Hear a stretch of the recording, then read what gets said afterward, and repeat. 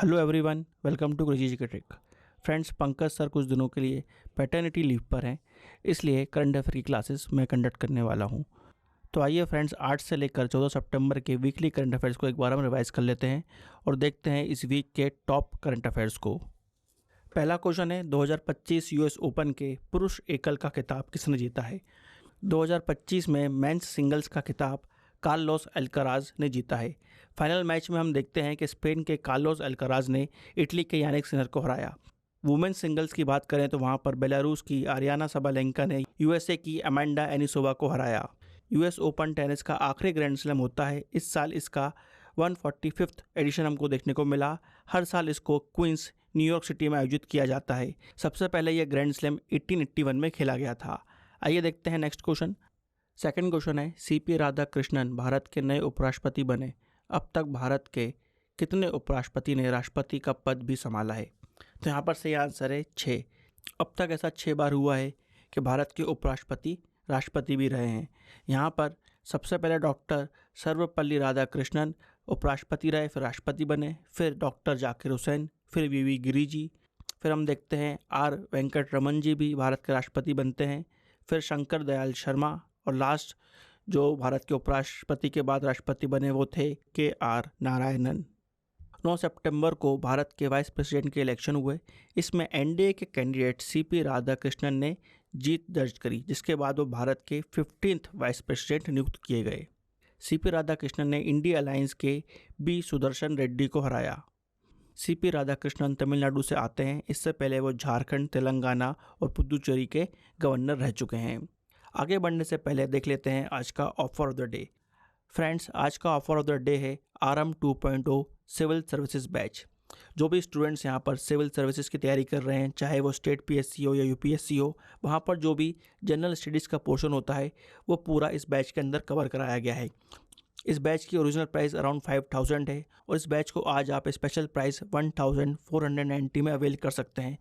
तो जो भी स्टूडेंट्स यहाँ पर सिविल सर्विसेज की तैयारी करना चाहते हैं उनके लिए ये बहुत ही इंपॉर्टेंट फाउंडेशन बैच होने वाला है, क्योंकि फ्रेंड्स यहाँ पर डिटेल्ड कवरेज मिलने वाला है सिलेबस का, और साथ में यहाँ पर फोकस किया गया है आंसर राइटिंग पर और कॉन्सेप्चुअल क्लैरिटी पर।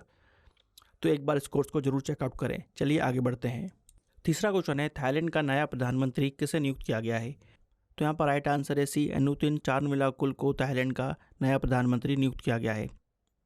फोर्थ क्वेश्चन है, 82nd वेनिस फिल्म फेस्टिवल में ओरिजिनलिटी सेक्शन में बेस्ट डायरेक्टर का अवार्ड किस भारतीय फिल्म मेकर ने जीता है। तो यहाँ पर राइट आंसर है बी, अनुपर्णा रॉय। उनको ये award for the songs of forgotten trees के लिए दिया गया। Right answer B, Anuparna Roy. Fifth question है, हॉकी एशिया कप 2025 का फाइनल भारत ने किस टीम को हराकर जीता।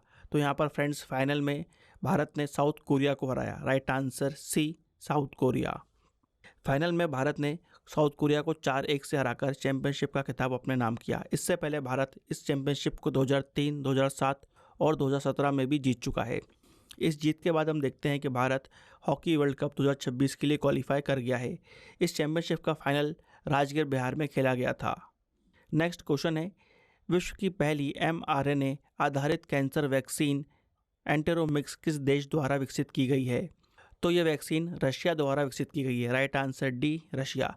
रशिया ने दुनिया की पहली mRNA बेस्ड कैंसर वैक्सीन एंटेरोमिक्स को डेवलप किया है। हाल ही में इस वैक्सीन के ह्यूमन ट्रायल किए गए थे, जिसके बाद इसके अंदर 100% एफिकेसी देखी गई और 0 साइड इफेक्ट्स देखने को मिले। इस वैक्सीन का पहला एडिशन मुख्य रूप से कोलोरेक्टल कैंसर के लिए डेवलप किया जाएगा।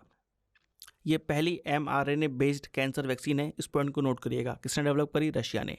आइए देखते हैं नेक्स्ट क्वेश्चन। चर्चित टाइफून तफा किस सागर में आया है। Tapah typhoon South China Sea में आया है। Right answer C, South China Sea. इस टाइफून से चाइना, हांगकांग, मकाऊ अफेक्ट हुए हैं और इस एरिया में इस साल का ये 16th टाइफून था। तो लगातार इस एरिया में हमको टाइफून आते हुए दिख रहे हैं। देखते हैं नेक्स्ट क्वेश्चन। 8th क्वेश्चन है, चर्चित मेहदी टाइगर रिजर्व किस राज्य में प्रस्तावित है। मेहदी टाइगर रिजर्व गोवा में प्रस्तावित है। Right answer B, Goa.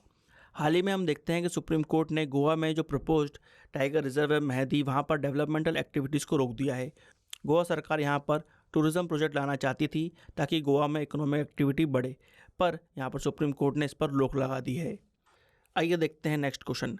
9th question है, केंद्रीय इलेक्ट्रॉनिक्स और सूचना प्रौद्योगिकी मंत्री अश्विनी वैष्णव द्वारा भारत के सबसे बड़े लिथियम आयन बैटरी प्लांट का उद्घाटन कहाँ किया गया? तो राइट आंसर हो जाएगा B, Sohana, Haryana.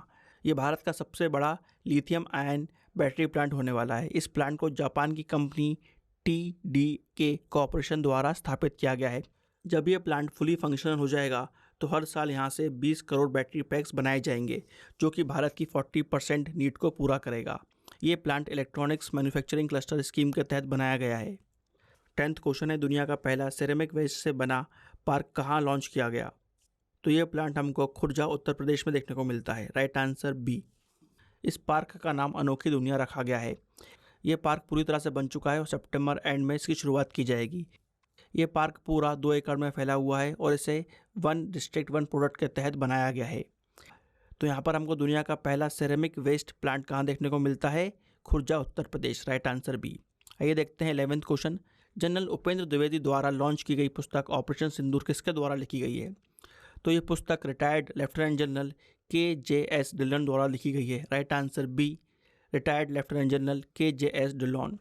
Chief of army staff general Upendra Dwivedi ने operation Sindoor the untold story of India's deep strikes inside Pakistan नाम की किताब को लॉन्च किया। इस किताब में भारत द्वारा चलाए गए ऑपरेशन सिंदूर के बारे में बताया गया है। आइए देखते हैं 12th क्वेश्चन। 17 सितंबर को स्वस्थ नारी सशक्त परिवार अभियान किसके द्वारा लॉन्च किया गया? तो ये अभियान भारत के प्रधानमंत्री नरेंद्र मोदी जी ने लॉन्च किया है। ये अभियान 17 सितंबर से लेकर 2 अक्टूबर तक चलाया जाएगा। ये एक नेशन वाइड हेल्थ कैंपेन है जिसे महिलाओं और बच्चों की हेल्थ को बेहतर करने के लिए लाया गया है। इस कैंपेन के जरिए देश में 75,000 हेल्थ कैंप आयोजित किए जाएंगे। इन कैंप्स में महिलाओं और बच्चों की हेल्थ की जांच होगी, उपचार होगा और स्क्रीनिंग होगी। इसके साथ ही हर आंगनवाड़ी केंद्र पर पोषण माह भी मनाया जाएगा। तो प्रधानमंत्री मोदी जी ने अपने जन्म दिवस पर स्वस्थ नारी सशक्त परिवार अभियान लॉन्च किया, जो कि 2 अक्टूबर गांधी जयंती तक चलाया जाएगा। आइए देखते हैं 13th question. 28th Asian table tennis championship का आयोजन कहाँ किया जाएगा? तो इसका आयोजन भुवनेश्वर, उड़ीसा में किया जाएगा। Right answer B, Bhubaneswar, Orissa. इसका आयोजन 11 से लेकर 15 अक्टूबर के बीच किया जाएगा। ये चैंपियनशिप का 28th एडिशन होने वाला है। एशियन टेबल टेनिस चैंपियनशिप का आयोजन एशियन टेबल टेनिस यूनियन द्वारा कराया जाता है, जो कि एशिया में टेबल टेनिस की गवर्निंग बॉडी है। आइए देखते हैं 14th क्वेश्चन। भारत की पहली बांस आधारित यानी कि बैम्बू बेस्ड बायो रिफाइनरी कहाँ सेटअप की गई है? तो भारत की पहली bamboo based bio refinery Assam राज्य के नुमालीगढ़ में बनाई गई है। तो राइट आंसर हो जाएगा बी, असम।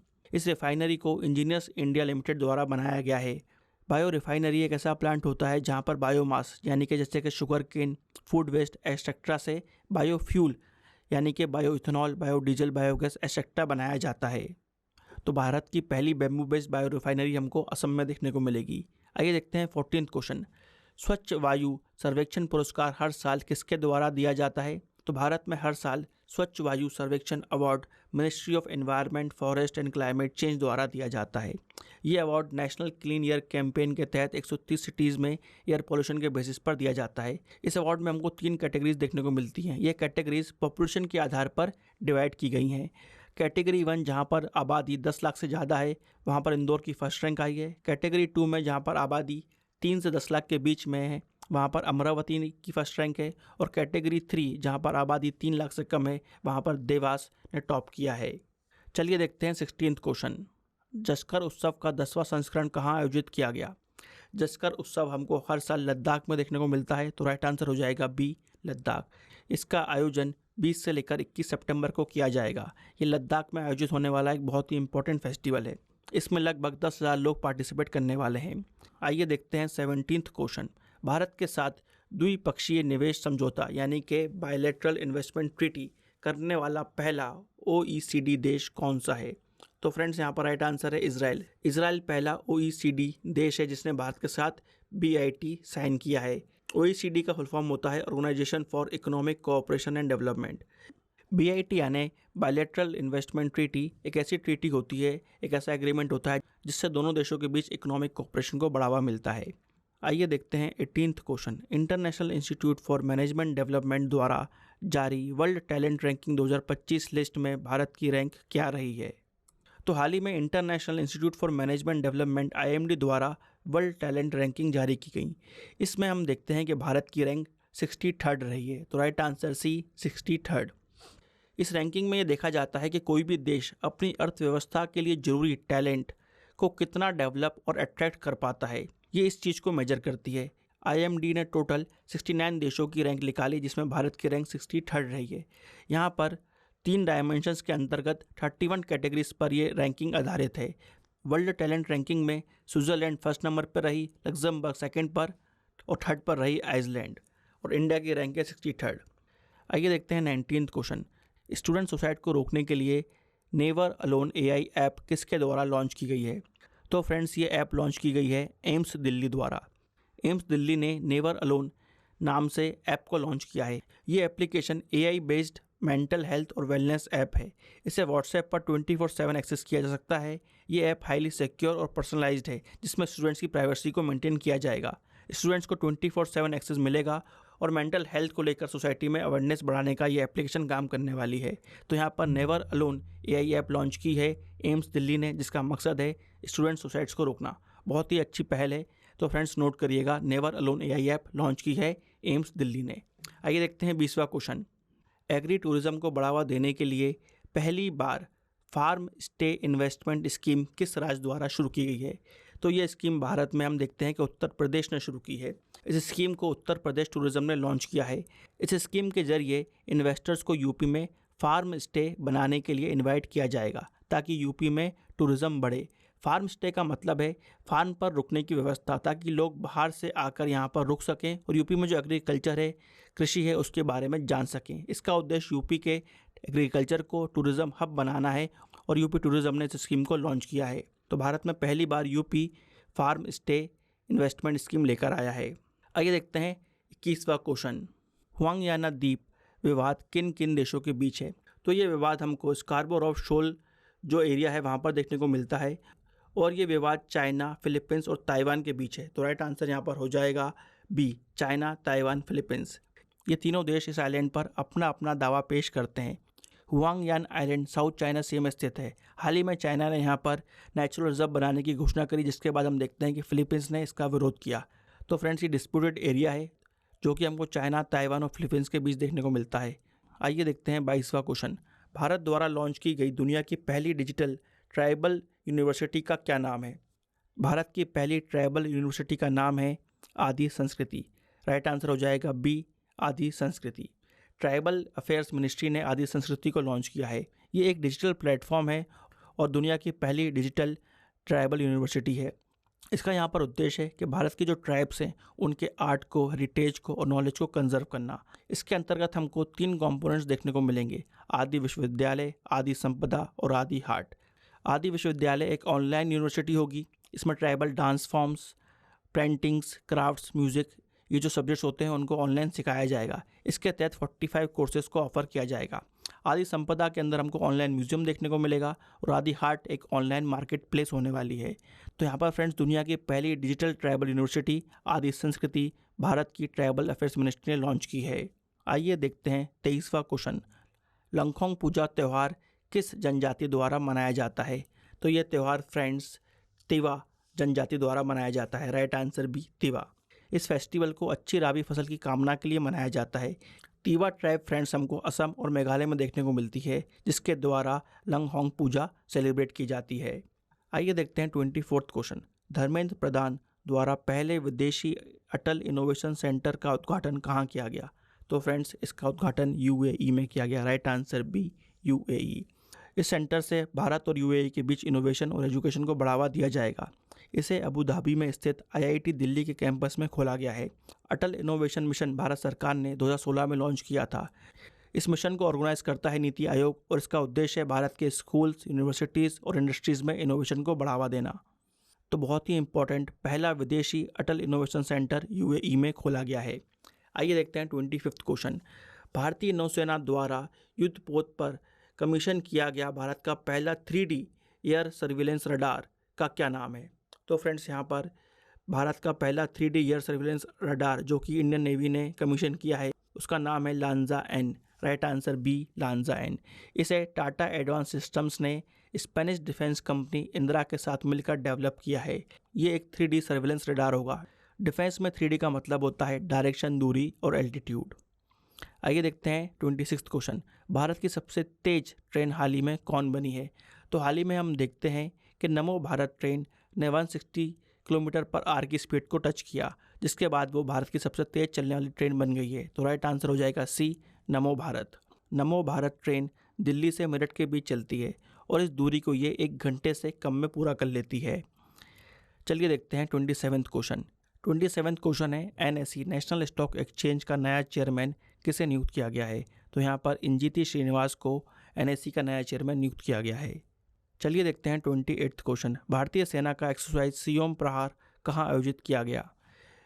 इस एक्सरसाइज का आयोजन हम देखते हैं कि अरुणाचल प्रदेश में किया गया। राइट आंसर सी, अरुणाचल प्रदेश। इस एक्सरसाइज का मुख्य उद्देश्य था मॉडर्न आर्मी ऑपरेशंस में ड्रोन टेक्नोलॉजी का यूज़ करना।